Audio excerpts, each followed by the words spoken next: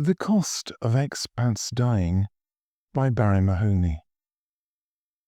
With the exception of articles about receiving British television in Spain, the most popular article on my Living in Spain and the Canary Islands website continues to be Death in Spain, which is why I repeat the publication of this article from time to time. Death is a subject that no one really wants to talk about, but most wise expats know that they should give it some thought, if only to spare their loved ones unnecessary problems during a distressing time. I came face to face with this issue several years ago following the death of a good friend living in Spain.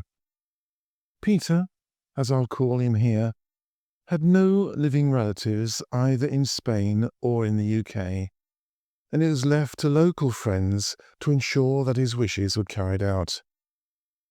Peter had willed his body for medical research, but because he died of cancer, the body was rejected by the research institute. Peter had expressed no other wishes, and his friends decided, therefore, that cremation would be the next best alternative. Meanwhile, Peter's body was resting in a makeshift mortuary in a private hospital, which sadly also doubled up as a laundry and storage room, with open doors to the car park outside the building. It was imperative that the body be moved as a matter of urgency because of the heat of the summer. It's not due to lack of sensitivity, but for good reason, that most bodies are either cremated or buried within 2 or 3 days of death in most parts of Spain and the Canary Islands.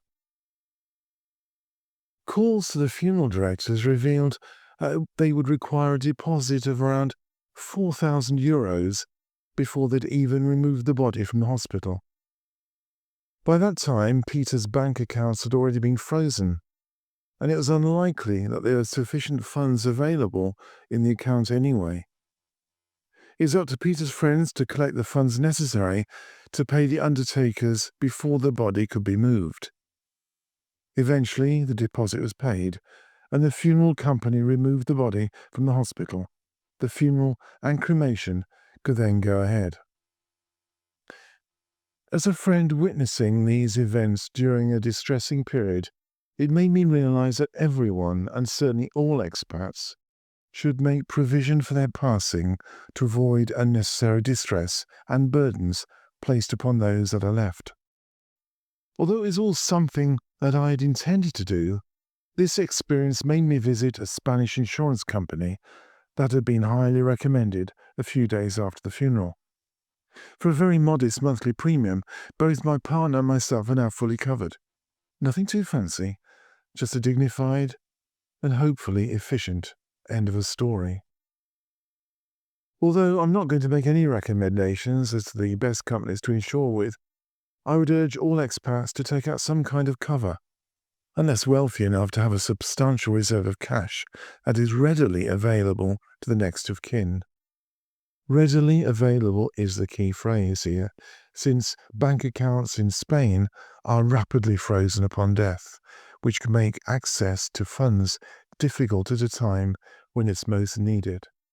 There are currently many insurance companies advertising funeral plans to expats, with some requiring substantial payments up front.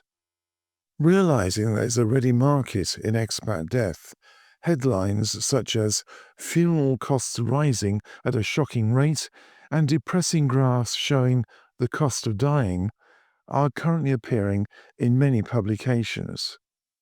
Of course, these advertisements are meant to frighten as well as to inform, but they do have a useful function in alerting expats to potential problems that they may face.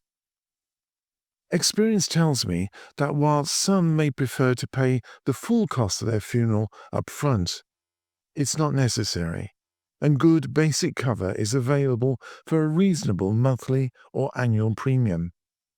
For me, a Spanish insurance company with a good track record, together with recommendations from friends, was the best choice. But as with most of the larger purchases in life, do carefully shop around for the best prices and ask questions before you commit yourself. You have been listening to The Cost of Expats Dying by Barrie Mahoney, and this is part of the Letters from the Atlantic series. If you'd like to find out more about me, my books, blogs and podcasts, please go to my website, which is www.barriemahoney.com. And that's Barrie with an IE. Thank you for listening.